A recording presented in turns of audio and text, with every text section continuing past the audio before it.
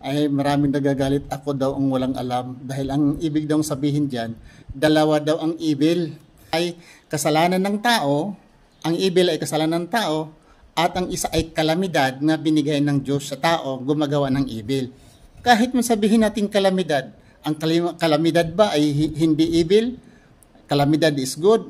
Ang gumawa ng hellfire, magtanong ako sa inyo, talagang ginawa ng Diyos ang hellfire. Sino gumawa ng hellfire? Satanas. So yung impernong apoy, mabuti. Sige, tira kayo sa impernong apoy kung gusto nyo. Kayong mga Kristiyano, doon kayo sa impernong apoy. Yan ay nilikha kasi yan, mabuti yan para sa inyo, mabuti para sa Diyos, di ba? Kasi ang Diyos hindi daw lumikha ng masama eh. So yung impernong apoy, mabuti. Tira kayo doon, mga Kristiyano, dahil mabuti yan ang impernong apoy. Ang lumikha niyan ang Diyos. So, ayaw nyo? O sige, dyan lang kayo sa imperno dahil mabuti yan para